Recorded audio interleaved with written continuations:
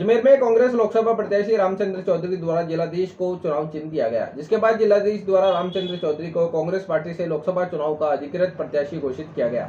आज लोकसभा प्रत्याशी रामचंद्र चौधरी द्वारा चुनाव कार्यालय का उद्घाटन किया गया। इस मौके पर पूर्व आरटीडीसी चेयरमैन धर्मेंद्र राठौड़, पूर्व चिकित्सा मंत्री रघु शर्मा सहित कांग्रेस के कई पदाधिकारी और कार्यकर्ता मौजूद रहे। इस मौके पर रघु शर्मा ने कहा कि भारतीय जनता पार्टी केवल जुमलों की पार्टी है, जनता इससे त्रस्त हो चुकी है। शर्मा ने कहा कि इस बार कांग्रेस पार्टी से प्रत्याशी रामचंद्र चौधरी अपनी जीत दर्ज करवाएंगे। वहीं आरटीडीसी के पूर्व चेयरमैन धर्मेंद्र राठौड़ ने कहा कि जब तक हमारी कांग्रेस की सरकार थी तब तक अजमेर का विकास हो रहा था और जैसे ही भाजपा की सरकार आई, जनता केवल 4 महीनों में ही इससे परेशान हो गई। उन्होंने आना सागर पर फैली जलकुंभी पर कहा कि आज तक आना सागर की बदहाली पर कोई ठोस कदम नहीं उठाया गया है, जिससे जनता इस चुनाव में इसका जवाब देगी। वहीं रामचंद्र चौधरी ने भी अपनी जीत के दावे किए। उन्होंने कहा कि जनता अब अपने हित में फैसला करेगी और उन्हें विजयी बनाएगी।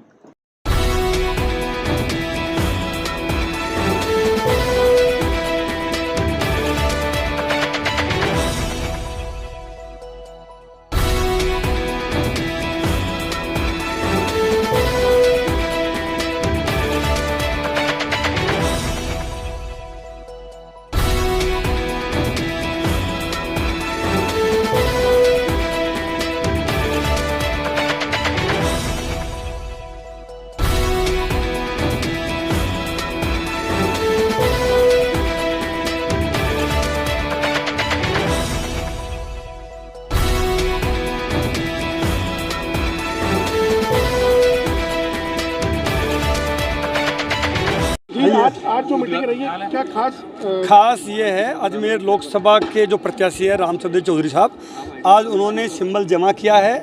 हम सब लोग जाके डॉक्टर रघु शर्मा जी ने कार्यालय का उद्घाटन किया है और आप देख रहे हैं सब में बहुत जोश है। अजमेर की सीट इस बार लोकसभा की हम जीतेंगे। जो मुद्दे देश के हैं वो गरीबी है, बेरोजगारी है, महंगाई है, उन मुद्दों को एड्रेस प्रधानमंत्री जी को, भारतीय जनता पार्टी की सरकार को करना चाहिए। डबल इंजन की सरकार आज 100 दिन से ऊपर हो गए, 4 महीने करीब हो गए हैं। 4 महीने में बीजेपी की राजस्थान की सरकार और 10 साल में मोदी जी की भारत सरकार ने कुछ नहीं किया है। हमारी सरकारों ने, भारत सरकार में मनमोहन सिंह जब पीएम थे तो भी बड़े बड़े काम किए, आधारित ये मान के चलिए कि जितने भी कानून बने तो जनता के हित के थे वो बने। और अब तो राजस्थान की जनता समझ गई कि 4 महीने में एक्सपोज हो गए। अजमेर का विकास देख लो आप, जलकुंभी आना सागर में किस कदर फैल रही है। पुष्कर का ब्रह्मा मंदिर का स्थिति हमारे सरकार में क्या थी, अब क्या है। सरोवर का हमने काम शुरू किया, यहाँ तेजाजी का मंदिर है सुरसरा में हमने काम शुरू किया। इवन हमने पुष्कर में जो काम किए, अब उन कामों को, अभी आपने देखा मेला भरा होली का, होली जो फेस्टिवल था जिसको हमने बड़ा फेस्टिवल बनाया, उसमें हमने बड़े आयोजन किए। अब की बार कोई आयोजन नहीं हुए, केवल 12 लाख नगर पालिका को दिए हैं। आप उससे अंदाज लगा सकते हो उनकी करनी कथनी में बहुत फ़र्क है। और हमारे रामचंद्र जी ज़मीन से जुड़े हुए आदमी हैं, किसानों के हितैषी आदमी हैं। पूरी ज़िंदगी इन्होंने किसानों के लिए समर्पित की है। उस ज़माने में MSc की इन्होंने फिजिक्स से, बड़ी बात थी, लेक्चरर की नौकरी छोड़ के और अपना सब कुछ तन मन धन अजमेर जिले के, राजस्थान के किसानों को समर्पित कर रखा है।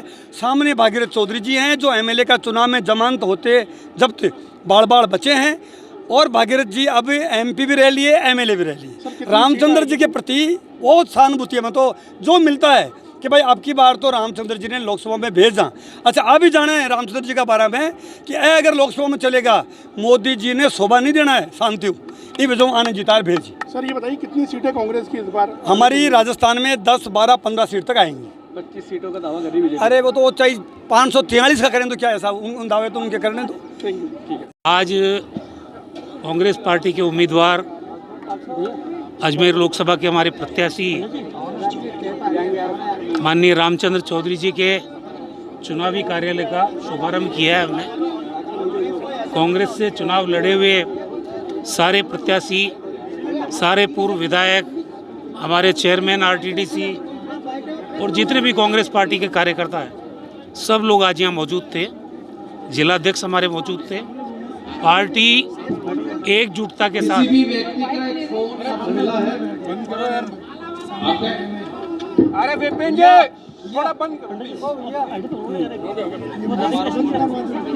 से पूरी ताकत के साथ ये चुनाव लड़ेगी और कांग्रेस पार्टी 2018 में जो बाई इलेक्शन हमने जीता उसकी पुनरावृत्ति करेगी। किसी को ये भ्रम नहीं होना चाहिए कि डबल इंजन की सरकार है इसलिए रिजल्ट हमारे पक्ष में आएगा। जब 18 में बाई इलेक्शन हुआ था तब भी डबल इंजन की सरकार थी और ये चुनाव में भी डबल इंजन की सरकार है। असली बात यह है कि भागीरथ चौधरी जी को अगर सांसद का चुनाव लड़ना था तो फिर विधायक का चुनाव नहीं लड़ना था। इसका मतलब वो खुद तय कर नहीं पा रहे हैं कि वो एमएलए के रूप में काम करना चाहते हैं या एमपी के रूप में। तो इन परिस्थितियों में पब्लिक भी समझ रही है। एक नया इतिहास अजमेर ज़िले में बनने जा रहा है। 36 कौम के लोग कांग्रेस पार्टी के उम्मीदवार रामचंद्र चौधरी जी को अपना आशीर्वाद देंगे, कामयाब करेंगे इनको, और हम सब लोग पार्टी का निचले स्तर तक का कार्यकर्ता एकजुटता के साथ कांग्रेस को कामयाब करेगा। देखिए चुनाव में जो कहा कि कांग्रेस ने कांग्रेस को हराया, 30 सीटें हम ला सकते थे लेकिन हमारी आपस की लड़ाई की वजह से हम लोग पीछे रह गए। क्या लोकसभा चुनाव में ये एकजुटता दिखेगी, ये बुराई का अंत होगा और लोकसभा चुनाव में ये आपको नजर आ रहा ना, इसलिए तो मैंने बोला। ये सच बात है कि विधानसभा चुनाव में हम एकजुटता से चुनाव नहीं लड़ पाए। अगर हम लड़ते तो आज सरकार कांग्रेस पार्टी की होती।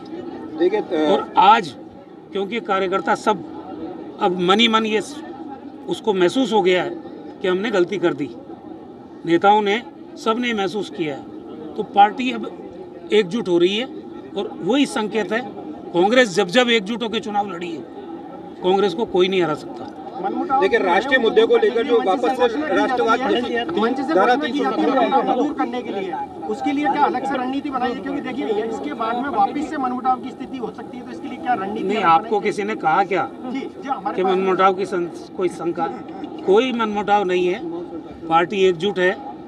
आपने देखा होगा यहाँ जो चुनाव लड़े हुए हैं, जिनका चुनाव में जिनको मौका नहीं मिला वो लोग भी यहाँ हैं। जो लोग दिग्भ्रमित होके पार्टी के खिलाफ चुनाव लड़ लिए वो भी यहाँ थे।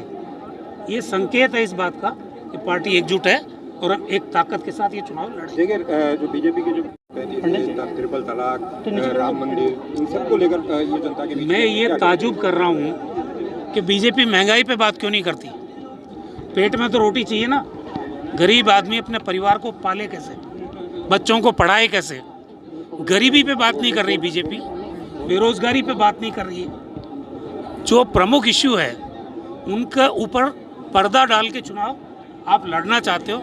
अच्छी बात है, राम मंदिर बना, भगवान राम सबके हैं।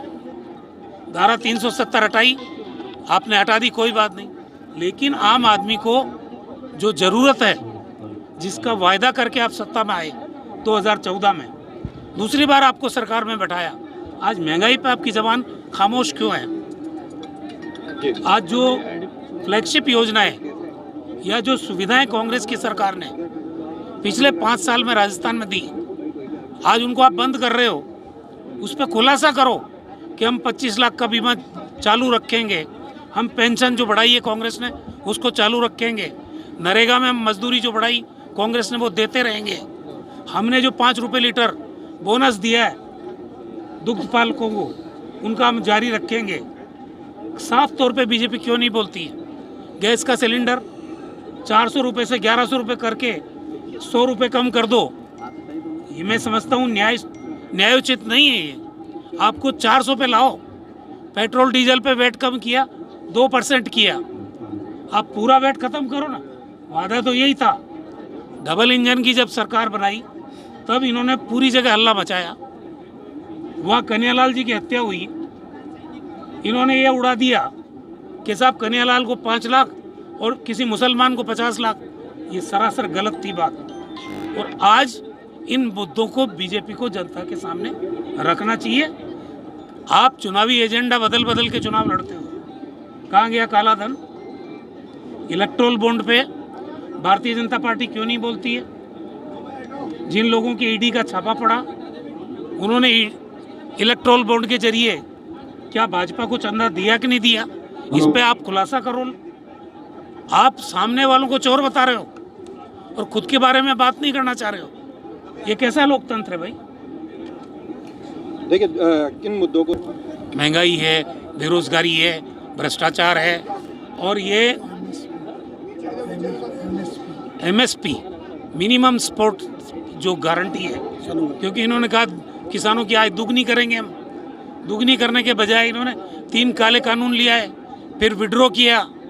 आज कांग्रेस पार्टी पूरे देश की जनता से वायदा कर रही है कि अगर कांग्रेस की सरकार बनती है हम मिनिमम सपोर्ट प्राइस पे आपका जीन्स खरीदेंगे। बीजेपी क्यों नहीं बोलती? कांग्रेस पार्टी ने पुरानी पेंशन योजना लागू कर दी, बीजेपी खामोश क्यों है? या तो ये कहे कि हम पुरानी पेंशन योजना लागू नहीं करेंगे, या ये कहें कि हम लागू करेंगे। ये बीच में खामोशी वो ठीक नहीं है। क्लियरिटी से चुनाव होना चाहिए। अलग अलग मुद्दे हैं आज। 25 की 25 सीटों का दावा कर रही है बीजेपी। बीजेपी तो 400 का दावा कर रही है, तो सपना आ रहा है उनको, लेकिन राजस्थान की हकीकत इस बार कुछ और है। आप जब परिणाम आएंगे तब पता चलेगा।